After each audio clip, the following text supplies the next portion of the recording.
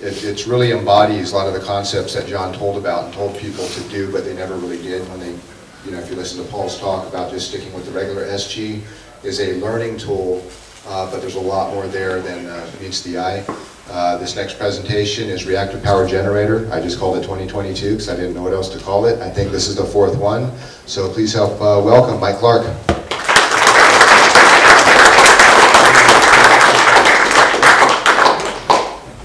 All right, so the trouble we've had today reminds me of Winston Churchill.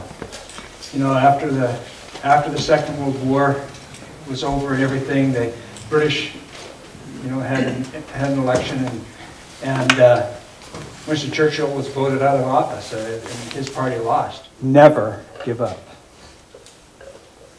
Never give up.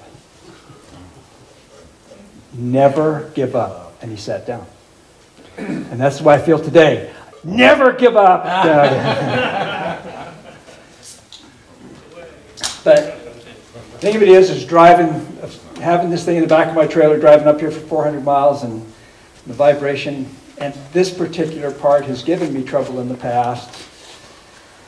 And we've been trying to work on fixing that thing. And the other one, we fixed it, but this, because we have two on the board, so we're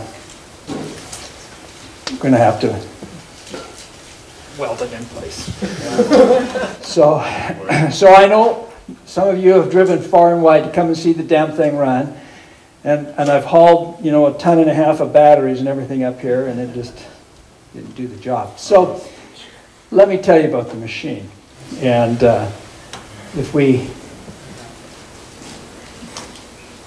so the machine that we had before was a glorified air raid siren. That's what I say.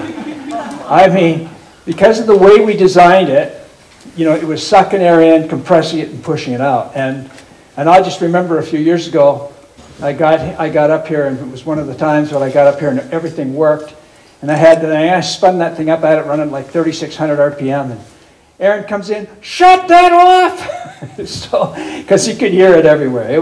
That's the way that was. And if you noticed, if you were watching Roland's presentation yesterday, when he got to the end and he showed the machine and he had the earmuffs on and everything, you had to do that. You just had this piercing damn noise that you had to deal with all the time. If we could cast this thing and do that, it would be so much better. So, talk about serendipity. My next door neighbor died. Wow. And don't get me wrong, I loved it. My neighbor Tom was the absolute best. I mean, we'd go fishing, we'd go deep sea fishing up off of Vancouver Island together. He was an awesome neighbor, but he passed away. And so some people just bought their home here about 2 years ago now. And Andy is a retired police officer from Sacramento, but he had a side business building duck calls. In fact, the first thing Andy said when he met me, he said, "What's your name?" And I told him, and he says, "Do you duck hunt?" And so I said, "Well, I did one time, you know, so many years ago." He says, "Well, we're going."